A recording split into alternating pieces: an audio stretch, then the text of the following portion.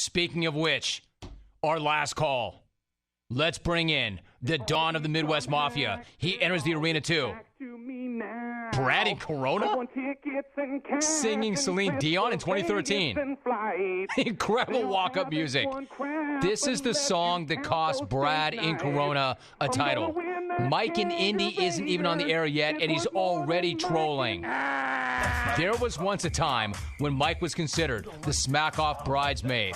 Multiple second-place finishes, multiple heartbreaks. Then he reinvented himself. He teamed up with a former rival to win it all. As usual, no idea what he's got today. And he's rolling alone.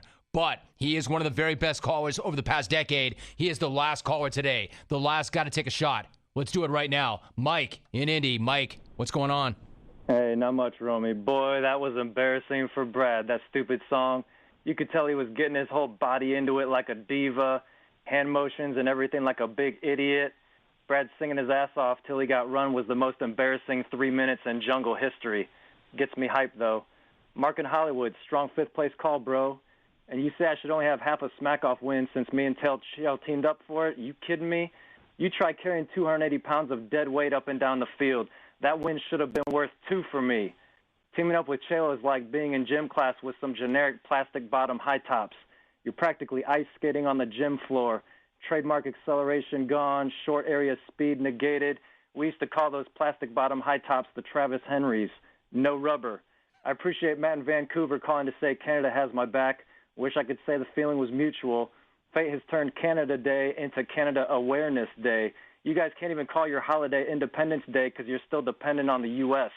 Out of all the refugees in the world trying to get in the U.S., about half of them put Canada as a backup country. The other half say, Canada? Nah, we're good where we're at. We'll just buy some guns, go hide in the mountains, and see what happens.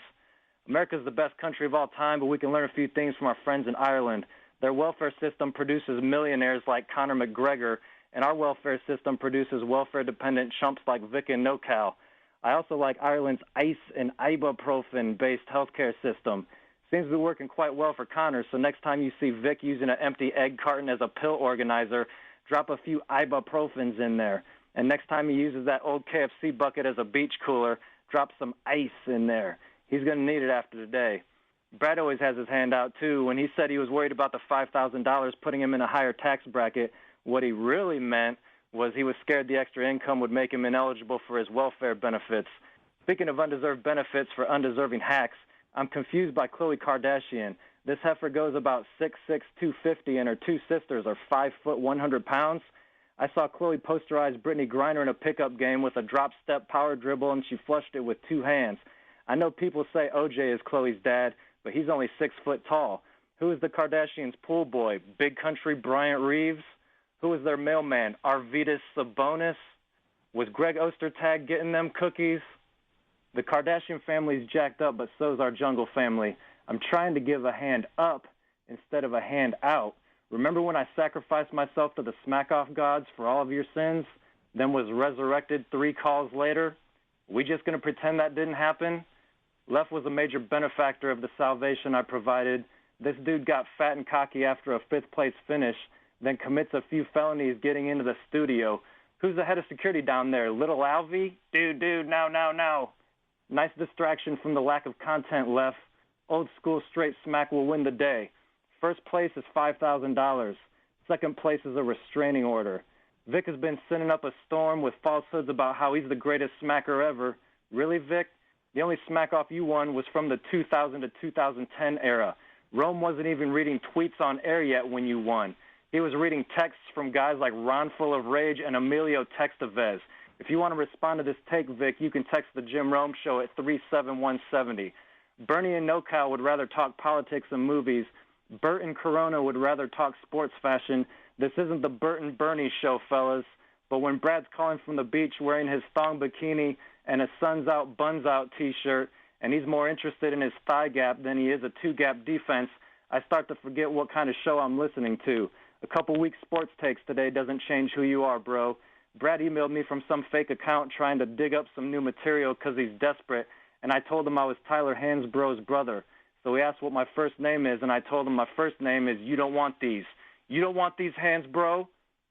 My rookie year, I was a 65-1 long shot to win, and I got second place. The haters said I was a flash in the pan. Then the next year, I got second again, and the haters said, always the bridesmaid, he'll never win. And then I won.